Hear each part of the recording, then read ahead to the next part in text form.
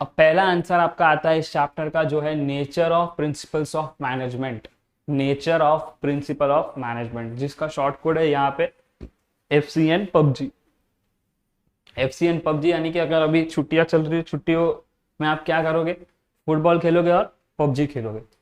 तो FC football club, PUBG आपका game, और बीच में and, football and PUBG, FCN PUBG. Hello and welcome everyone to this new video. मेरा नाम है शुभम शाह और हम स्टार्ट करने वाले हैं 12th कॉमर्स से, जहां पे हम सीखने वाले हैं OCM का पहला चैप्टर, प्रिंसिपल्स ऑफ मैनेजमेंट।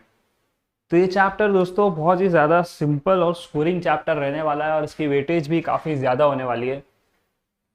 अगर आप थोड़ा बहुत बिजनेस माइंडसेट से इस चैप्टर को अप्रोच करें तो ये बहुत ही ईजी चैप्टर होने वाला है। आपके डे टू डे लाइफ में भी इसका काफ़ी ज़्यादा इंपॉर्टेंस रहने वाला है। तो पहले स्टार्ट करते हैं इंट्रोडक्शन से। यहाँ पे इंट्रोडक्शन में कुछ लाइनें लिखी गई है। तो यहाँ पे बोला है कि 11th स्टैंडर्ड में we have studied that management is everywhere. ठीक है, मैनेजमेंट हर जगह है, हमको पता है ये चीज़। In every type of business organisation, non business organisation, even in social life, management is required. अगर बिजनेस चला रहे हो तो मैनेजमेंट चाहिए। आप अगर कोई बिजनेस के अलावा कोई और चीज़ कर रहे हो, जैसे नॉन गवर्नमेंट ऑर्गेनाइजेशन, NGO वगैरह चला रहे हो, तब भी उसके अंदर आपको मैनेजमेंट की ज़रूरत है। और आखिरी में आपने सोशल लाइफ में भी आपको मैनेजमेंट की ज़रूरत है। आपको सारी चीज़ें मैनेज करनी, जैसे एज अ स्टूडेंट अगर आपकी बात करें तो आपको मैनेजमेंट करना पड़ता है। कैसे कि आपको स्टडी, खेल कूद और काफ़ी सारे और एक्टिविटीज़ के बीच में एक प्रॉपर मैनेजमेंट बिठाना पड़ता है, जिसके थ्रू आप सारी चीज़ें इजीली मैनेज कर पाओ। Management is key to success in achievement of goal. कोई भी गोल अगर आपको अचीव करना है तो उसके लिए मैनेजमेंट बहुत ही ज़्यादा इंपॉर्टेंट है। और समझ लो एज अ स्टूडेंट आपका गोल है कितना सर्टन परसेंटेज स्कोर करने के लिए, तो उसके लिए आपको प्रॉपर मैनेजमेंट करना पड़ेगा कि आप कितने घंटे पढ़ोगे, कैसे पढ़ोगे, कौन सा सब्जेक्ट कब पढ़ोगे। Therefore management is the success in achieving of goal. ठीक है, management is considered as one of the required sources of business organization like machines, material and money. For establishing coordination between all the sources of organization, one needs to know about the management. अब अगर जैसे मशीनें होते हैं, पैसा होता है, business की हर सारी चीज़ों को मैनेज करने के लिए आपको मैनेजमेंट की जरूरत पड़ती है। Therefore it is observe that the importance of management is growing rapidly. और इसी सारे कारण से मैनेजमेंट की जो इंपॉर्टेंस है वो रोज ब रोज बढ़ती जा रही है। Various management thinkers have introduced different management theories as per their field observation and systematic study. अब बहुत सारे थिंकर्स हैं, फिलोसोफर्स हैं, उन्होंने डीप स्टडी की मैनेजमेंट के रिलेटेड और उन्होंने अपनी अपनी मैनेजमेंट थियरीज प्रपोज की। These are various principles, theories and techniques of management which give result in the same direction.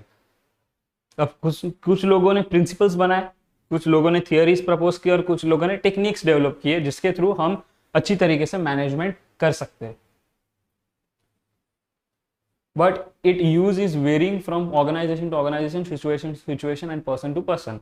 अब ये जो दे दी गई है, जो भी टेक्निक्स है या फिर प्रिंसिपल्स है या थियरीज है, इनकी जो है डे टू डे लाइफ में, डे टू डे बिजनेसेस में अलग अलग तरीके से यूज किया जाता है। ऐसे के वैसे ही जो लिखा है ऐसे ही हम अप्लाई नहीं करते।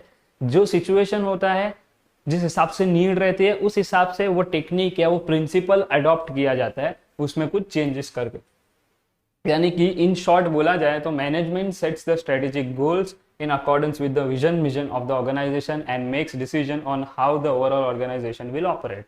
यानी कि जो आपकी ऑर्गेनाइजेशन है, उसका जो विजन है, उसका जो मिशन है, मतलब वो क्या करना चाहती है और कहाँ पहुंचना चाहती है, इसके बेसिस पे मैनेजमेंट के प्रिंसिपल्स यूज होते हैं, मैनेजमेंट गोल्स डिसाइड होते हैं, जो कि मैनेजमेंट के थ्रू अचीव होते हैं। Management often included as a factor of production. Management भी एक फैक्टर ऑफ प्रोडक्शन है। जैसे कि आप फैक्टर ऑफ प्रोडक्शन के अंदर आपने इकोनॉमिक्स में पढ़ा ही होगा, वैसे ही मैनेजमेंट भी एक फैक्टर ऑफ प्रोडक्शन का पार्ट है। It harmonises all functions of business organisation such as planning, organising, staffing, coordination, controlling. यानी कि planning, organising, staffing, directing, controlling, coordinating, ये सारे चीज़ों के अंदर मैनेजमेंट इंपॉर्टेंट आता है और ये सारों को वो अच्छी तरीके से मैनेज करता है।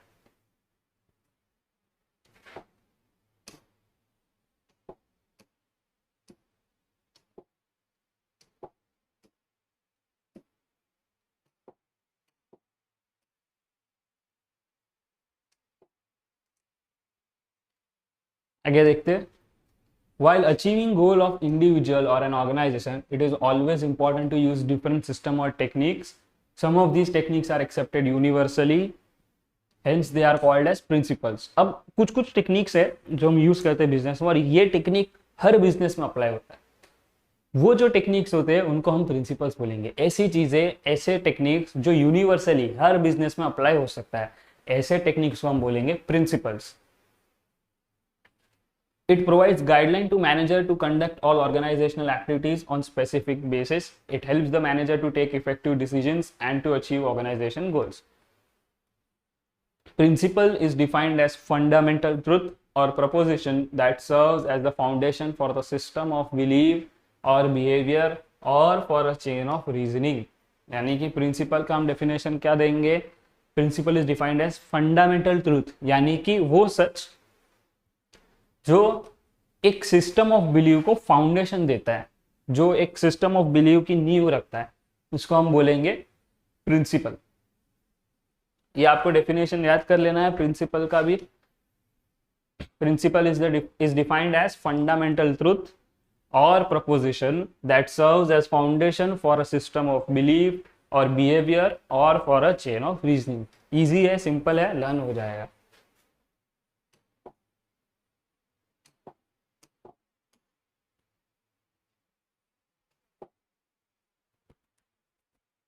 In simple words, techniques or systems which give one directional result are called as principles. ऐसे टेक्निक, ऐसे रिजल्ट जो एक ही दिशा में आपको ग्रोथ देते हैं, एक ही दिशा के थ्रू लेके जाते हैं रिजल्ट को, उसको हम बोलेंगे प्रिंसिपल्स. ये मीनिंग है, वो डेफिनेशन था, आपको डेफिनेशन याद करना है, मीनिंग आप सिंपल वर्ड्स में अपने हिसाब से लिख सकते हैं. These principles are universal and applicable everywhere. Universal यानी कि हर जगह ये एप्लीकेबल हो सकता है, हर एक बिजनेस में, हर एक फर्म में, चाहे वो प्रॉफिटेबल हो, नॉन प्रॉफिटेबल हो, एनजीओ हो, कोई भी हो, उसमें आप ये जो प्रिंसिपल्स होते हैं उसको अप्लाई कर सकते हो. Due to the basis of principle, managers need not work on trial and error basis. अभी प्रिंसिपल्स टेस्टेड होते हैं, हर जगह एप्लीकेबल होते हैं, तो यहाँ पे मैनेजर को कोई ऐसा नहीं करना पड़ता है कि चलो ये टेक्निक ट्राई करते हैं, ये टेक्निक सक्सेस हुई तो ठीक, नहीं तो फेल होगा. तो ट्रायल एंड एरर में खर्चा भी बहुत होता है, कंपनी के पैसे भी नुकसान हो जाते हैं अगर वो जो भी टेक्निक है वो फेल हो जाती है तो. जबकि प्रिंसिपल्स पहले से टेस्टेड होते हैं तो फेल होने का उसमें कोई चांस नहीं होता है. इसके लिए प्रिंसिपल्स सेफ है मैनेजर्स के लिए, उनको ज़्यादा सोचना नहीं पड़ता और वो इजीली इन प्रिंसिपल्स को अपने बिजनेस के अकॉर्डिंगली यूज कर सकते हैं.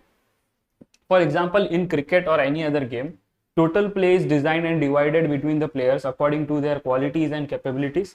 जैसे कि हम क्रिकेट खेलते हैं या कोई और स्पोर्ट खेलते हैं, अगर एग्जाम्पल के लिए हम क्रिकेट ले, क्रिकेट में हम क्या करते हैं, प्लेयर्स उस हिसाब से लेते हैं जिसकी उनकी कैपेसिटी होती है. जैसे कि एक टीम के अंदर हम ऑलराउंडर्स भी लेंगे, विकेट कीपर भी लेंगे, बैट्समैन भी लेंगे, बॉलर भी लेंगे, यानी कि सब प्लेयर्स रहेंगे जिसके अंदर कुछ प्लेयर में बॉलिंग की कैपेसिटी होगी, कुछ प्लेयर है जो खाली बैटिंग करेगा, कोई है जो ऑलराउंडर है जो बॉलिंग बैटिंग दोनों अच्छे से करता है, और कोई है जो विकेट कीपिंग अच्छे से करता है. तो एक बैलेंस टीम बनानी जरूरी है. वैसे ही ये जो प्रिंसिपल्स है ये एक बैलेंस मैनेजमेंट बनाता है.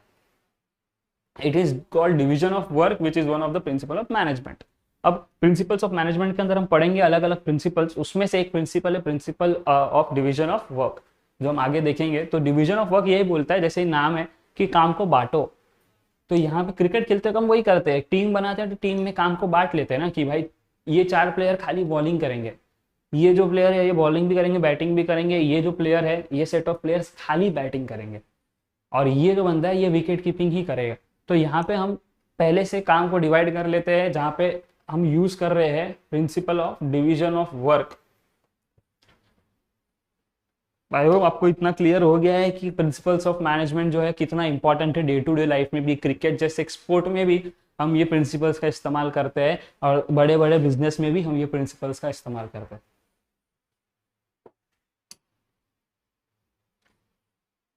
अब पहला आंसर आपका आता है इस चैप्टर का, जो है nature of principles of management. Nature of principle of management, जिसका शॉर्ट कोड है यहाँ पे FCN PUBG. FCN PUBG यानी कि अगर अभी छुट्टियां चल रही है, छुट्टियों में आप क्या करोगे, फुटबॉल खेलोगे और PUBG खेलोगे.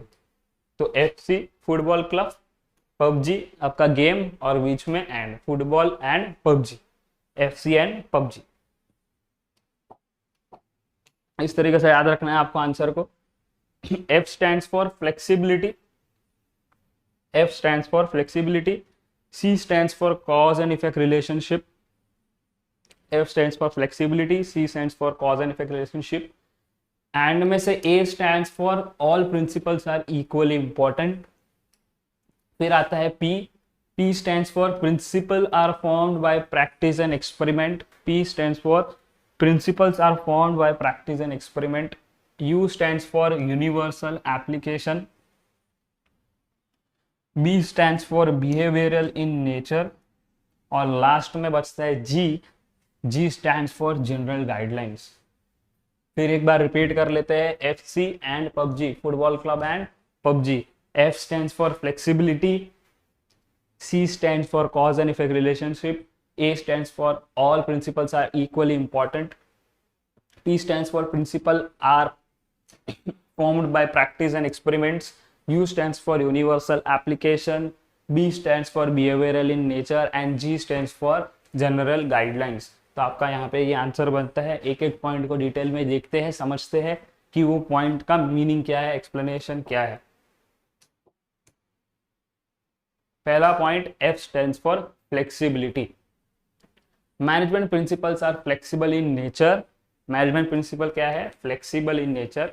It means they can be changed, यानी कि ये प्रिंसिपल्स थोड़े बहुत चेंज हो सकते हैं और modified according to the situation. जैसे कि आपके बिजनेस का जो सिचुएशन है, करंट सिनेरियो है, जब आपको ये प्रिंसिपल अप्लाई करना है तो आप थोड़ा बहुत मॉडिफाई कर सकते हो उस प्रिंसिपल को अपने बिजनेस नीड, अपने बिजनेस सिचुएशन के हिसाब से। Managers can be flexible while implementing principles to suit the requirement.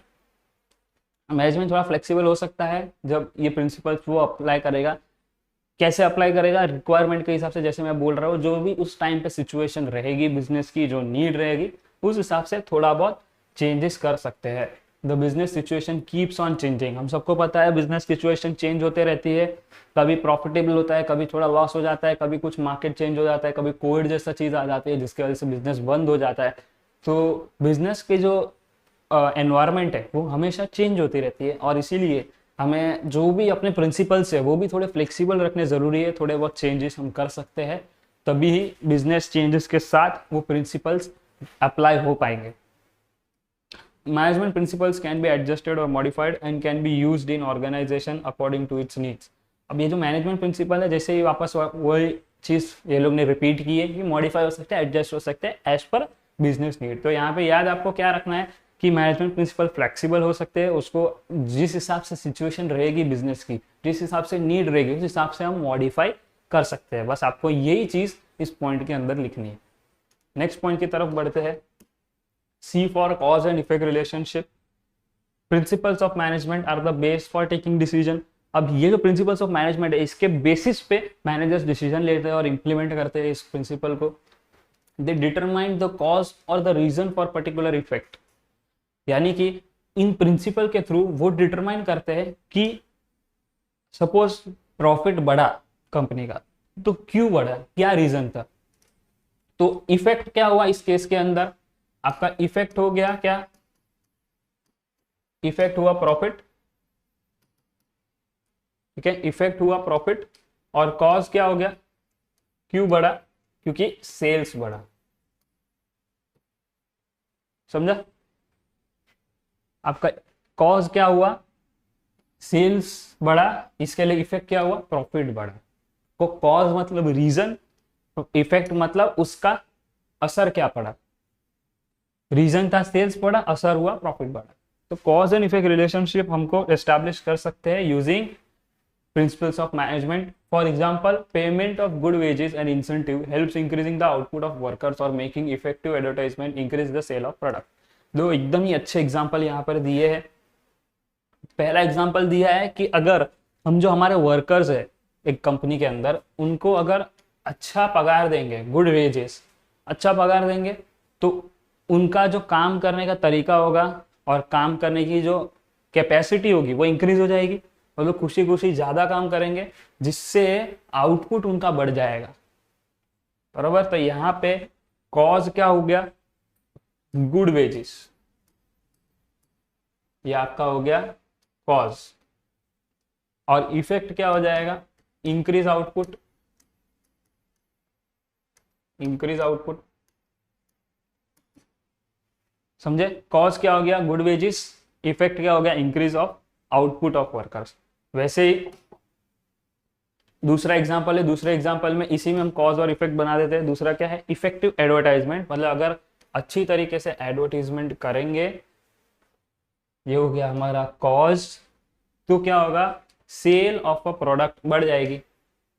जितना अच्छे से मैं एडवर्टाइजमेंट करूंगा उतना मेरा प्रोडक्ट का डिमांड बढ़ेगा ना, उतना मेरा प्रोडक्ट की बिक्री बढ़ेगी, तो वो क्या हो गई, इफेक्ट। आपका कॉज क्या हो गया, इफेक्टिव एडवर्टीजमेंट, और इफेक्ट क्या हो जाएगी, सेल ऑफ प्रोडक्ट।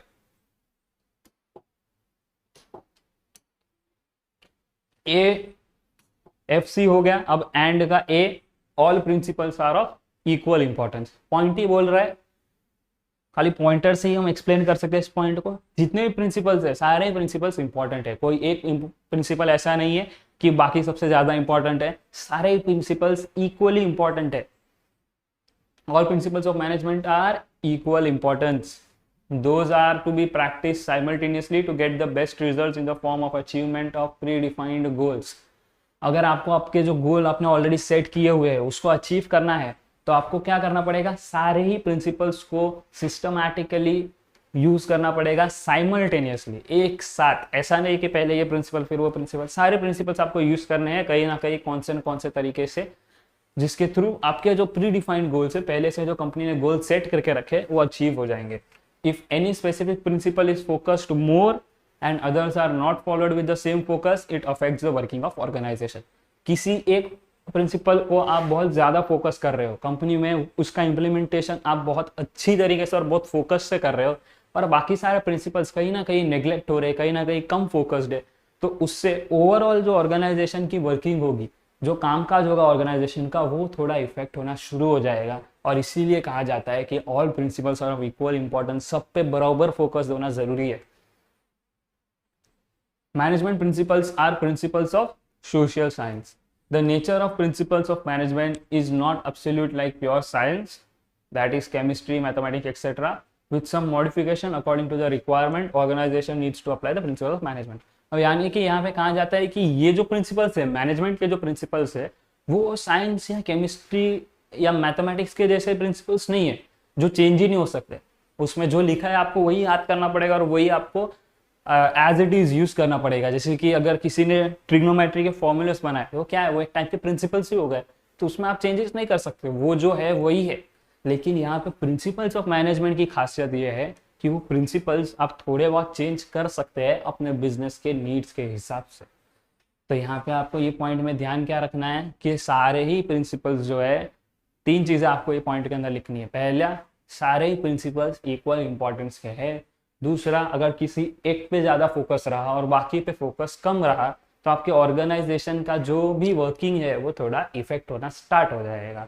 और तीसरी चीज कि ये जो है ये थोड़े फ्लेक्सिबल होते हैं, ऐसा नहीं कि मैथ्स और साइंस के जैसा कि एज इट इज आपको रखना है, आप थोड़ा बहुत उसके अंदर चेंजेस कर सकते हैं according to the business requirement. ये तीन चीज आपको ये पॉइंट के अंदर लिखनी है। बढ़ते हैं नेक्स्ट पॉइंट के ऊपर। पी से स्टार्ट होगा हमारा next point, principles formed by practice and experiments. अब ये जो प्रिंसिपल्स बने हुए हैं, ये जो प्रिंसिपल्स जिसने भी बनाए हैं, ये सारे ही प्रिंसिपल्स इस चैप्टर के अंदर है, वो प्रिंसिपल्स प्रैक्टिस और एक्सपेरिमेंट के थ्रू हमारे पास आए हैं। मतलब जिसने ये डेवलप किए उसने बहुत प्रैक्टिस की है, इस प्रिंसिपल्स को अलग अलग जगह यूज किया है, ट्राई किया है, अलग अलग ऑर्गेनाइजेशन के साथ में एक्सपेरिमेंट किया है कि अगर आप ये प्रिंसिपल अप्लाई करके देखो आपके बिजनेस में क्या फर्क आता है। काफी बिजनेस के साथ ये एक्सपेरिमेंट हुआ है और उसके बाद ये प्रिंसिपल्स बनाए गए हैं जो कि देखा गया है कि यूनिवर्सली एक्सेप्टेबल है, सारे बिजनेस को फायदा दे रहा है। The management principles are developed gradually through research work. ठीक है, रिसर्च करना जरूरी है, देखना पड़ता है बिजनेस में कहीं का चीज पे क्या जरूरत है क्या जरूरत नहीं है, फिर सारी चीजें स्टडी करनी पड़ती है, रिसर्च करना पड़ता है, जिसके थ्रू ये प्रिंसिपल्स डेवलप हुए। Systematic observations and experiments are conducted. अब ये जब एक्सपेरिमेंट होते हैं तो उसमें सिस्टमैटिक ऑब्जर्वेशन हुआ रहता है, देखा जाता है कि अच्छा यहाँ पे ये बिजनेस को ये नीड है, ये नीड है, ये प्रॉब्लम आ रही है, ये प्रिंसिपल लगाने के बाद ये प्रॉब्लम का सोल्यूशन हो गया है, या यहाँ पे ये प्रिंसिपल लगाने के बाद भी प्रॉब्लम नहीं सॉल्व हुई है, तो यहाँ पे प्रिंसिपल को थोड़ा चेंज करने की ज़रूरत है। ये सारी चीज़ें उन्होंने स्टडी की होगी। The results are of such experiments have been developed as principle after its practice in organization। अब जब ये रिसर्च वगैरह किया उसके बाद उन्होंने प्रिंसिपल्स बनाए और ये प्रिंसिपल्स को बाकी कंपनियों को दे दिए कि आप ये ट्राई कीजिए, ये सिर्फ प्रिंसिपल्स है वो अप्लाई कीजिए और देखिए कि आपके बिजनेस में चेंज आता है, कि आपके बिजनेस में ग्रोथ आती है, कि आपके बिजनेस के प्रॉब्लम सॉल्व होते हैं। और वो सारी चीज़ें होने के बाद, ये प्रैक्टिस करने के बाद एक सेट ऑफ प्रिंसिपल्स जो प्रूव हुए कि जी हाँ ये प्रिंसिपल्स जो है वो मदद करते हैं, और फिर उस प्रिंसिपल्स को हमारे बुक में लाया गया और अब ये यूनिवर्सली एक्सेप्टेबल है, हर जगह ये प्रिंसिपल्स अप्लाई होते हैं। तो इस पॉइंट के अंदर आपको क्या लिखना है, दो चीज़ आपको मेन लिखनी, एक principles are developed through gradual research work, second experiment conducted before developing them, यानी पहले रिसर्च वर्क हुआ है उसके बाद एक्सपेरिमेंट्स कंडक्ट हुए हैं और लास्टली ये प्रिंसिपल्स जो है वो ऑर्गेनाइजेशन में प्रैक्टिस किए गए हैं, उसके बाद ही डेवलप किए गए हैं। तो पहले research experiment practice, research experiment practice, ये 3 पॉइंट आपको इस पॉइंट के अंदर लिखने हैं। आपका ये पॉइंट अच्छे से एक्सप्लेन हो जाएगा और आपको मैक्सिमम मार्क्स मिलेंगे। अब पबजी में से पी हो गया, U stands for universal application. Principles of management are universal in nature, जैसा हम हर पॉइंट में बोल रहे हैं कि हर जगह एप्लीकेबल है। यूनिवर्सल एप्लीकेबल का मीनिंग ही ये है, हर जगह एप्लीकेबल है। That means they can be applied in all types of organisation irrespective of size and nature. छोटी ऑर्गेनाइजेशन रहेगी तब भी एप्लीकेबल है, बड़ी लार्ज ऑर्गेनाइजेशन रहेगी, मल्टीनेशनल कंपनी रहेगी, तब भी ये प्रिंसिपल्स उनमें अप्लाई हो सकते हैं। अगर कंपनी प्रॉफिटेबल है तब भी हो सकती है, अगर कंपनी एनजीओ है तब भी हो सकती है। यानी कि हर टाइप ऑफ ऑर्गेनाइजेशन, हर नेचर ऑफ ऑर्गेनाइजेशन में ये जो भी प्रिंसिपल्स है वो अप्लाई हो सकते हैं। The results may vary and application may modified but these are suitable for all kind of organisation. अब जो भी रिजल्ट इन प्रिंसिपल्स के थ्रू मिलता है वो चेंज हो सकता है।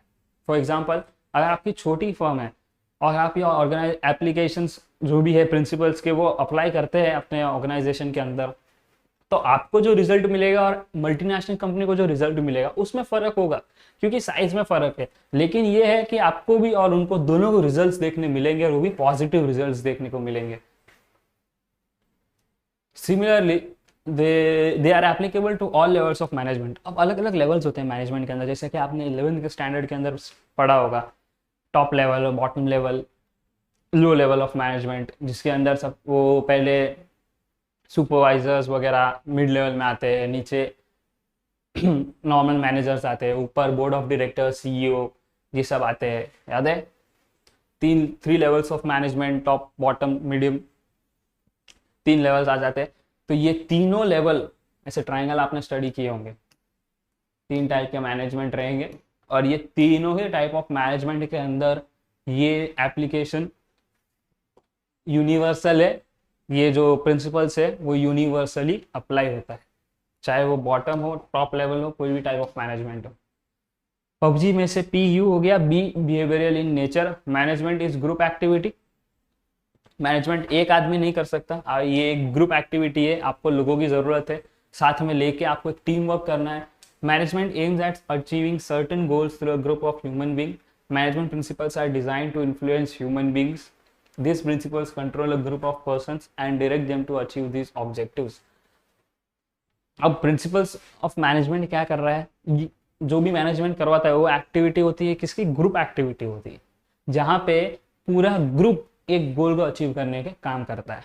ये पूरे ग्रुप में ये जो प्रिंसिपल्स है वो डिफरेंटली अप्लाई होते हैं। जैसे कि क्रिकेट का एग्जांपल है, क्रिकेट में क्या है, ग्रुप एक्टिविटी है ना, वो पूरी टीम मिलकर क्रिकेट खेलती है, एक बंदा थोड़ी क्रिकेट खेलता है, खाली बॉलिंग करेगा, बॉलिंग टीम में एक बंदा, बैटिंग टीम में एक बंदा, बाकी कोई है ही नहीं ना फील्डर, तो क्रिकेट कैसा लगे। क्रिकेट के अंदर सारे लोगों की ज़रूरत है, फील्डर्स भी चाहिए, बैट्समैन भी चाहिए, बॉलर भी चाहिए, विकेट कीपर भी चाहिए, क्योंकि वो ग्रुप एक्टिविटी है और सभी को अपना रोल्स दिया है, सभी को अपना अलग अलग प्रिंसिपल के थ्रू फॉलो करवाया है। जैसे कि एक प्रिंसिपल हमने किया था, principle of division of work, example के टाइम पे जो हम डिस्कस किए थे, तो यहाँ पे वही बोला गया है कि ये बिहेवियरल इन नेचर है, लोगों के बिहेवियर्स को ये चेंज करता है, प्रिंसिपल्स ऑफ मैनेजमेंट, और साथ ही साथ एक ग्रुप एक्टिविटी है। अब लास्ट पॉइंट जो हमारा है जी, जनरल गाइडलाइंस। जनरल गाइडलाइंस नाम से मालूम पड़ रहा है कुछ सादे, सिंपल और जनरल गाइडलाइंस के बारे में है। Management principle provide general guidelines in tackling the organisational situation wisely as well as in solving the problems. अब बिजनेस के जो डे टू डे प्रॉब्लम्स होते हैं, ऑर्गेनाइजेशन के जो डे टू डे प्रॉब्लम्स होते हैं, उनको टैकल करने का, उनका सोल्यूशन फाइंड करने में प्रिंसिपल्स ऑफ मैनेजमेंट एक जनरल गाइडलाइंस दे देता है मैनेजमेंट को। जो भी मैनेजर होगा तो ये प्रिंसिपल ऑफ मैनेजमेंट के थ्रू एक जनरल गाइडलाइंस, एक जनरल ओवरव्यू ले सकता है कि अच्छा ये प्रॉब्लम का सोल्यूशन इस तरीके से आ सकता है। मतलब आपको एक बेस मिल जाता है, उसको सॉल्व करने का एक स्टार्टिंग पॉइंट मिल जाता है, जिसके थ्रू आप उसके ऊपर और थोड़ा डीप रिसर्च करके उस प्रॉब्लम को सॉल्व कर सकते हो। दे आर नॉट रिजिड, जैसा ही हमारा पहला पॉइंट था FC and PUBG, F flexibility. तो यहाँ पे वही बोला गया कि दे आर नॉट रिजिड, वो तो फ्लेक्सिबल है। Which management principles are to be applied depends upon the situation, size and nature of organization। अब कौन सा प्रिंसिपल आपको अप्लाई करना है वो किस पे डिपेंड करेगा, आपके साइज पे, आपके नेचर ऑफ ऑर्गेनाइजेशन पे। For example, when we say fair remuneration, then the term fair can vary as per nature, size and financial condition of organization। सीधी सी बात है, जब हम fair remuneration term की बात करते हैं, ठीक है, fair remuneration यानी कि एक प्रॉपर पगार जिसमें आदमी काम करे। ऐसा नहीं कि आप एक्सप्लॉइट कर लो, 10,000 15,000 तक का काम करा दो, खाली 5,000 रुपये सैलरी दो। फेयर रेम्यूनरेशन यानी कि जितना काम उतना पैसा। अब ये फेयर रेम्यूनरेशन में जो फेयर टर्म है, फेयर अपने अपने ऑर्गेनाइजेशन के हिसाब से अलग अलग हो गए। जैसे छोटा फर्म है, छोटा फर्म की कैपेसिटी कितनी है, कम प्रॉफिट कमा रहा है वो खुद, तो उसका फेयर कम अमाउंट होगा। बड़ी कंपनी है, MNC है, तो MNC का फेयर अलग। डिपेंड करता है आपकी ऑर्गेनाइजेशन, आपकी साइज, आपकी प्रॉफिटेबिलिटी, आपकी फाइनेंशियल कंडीशन पे कि ये फेयर वर्ड का मीनिंग आप क्या डिफाइन करते हो एज एन ऑर्गेनाइजेशन। तो यहाँ पे ये आंसर आपका होता है खत्म। इस आंसर का कीवर्ड फिर एक बार याद करते हैं, FC एंड PUBG।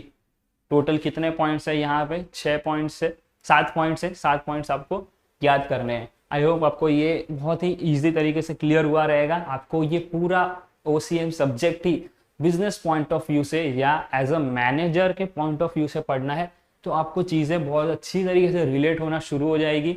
हम अलग अलग कंपनीज का एग्जाम्पल लेते रहेंगे, जैसे कि आज हमने क्रिकेट का एग्जाम्पल लिया, सारी चीज़ों को क्रिकेट से कनेक्ट किया तो आपको समझ में आया। मैं और ऐसे एग्जाम्पल्स लाते रहूँगा जिसके थ्रू आपको जो भी ये आंसर्स है वो कनेक्ट हो सके, समझ में आ सके ईजी लैंग्वेज में।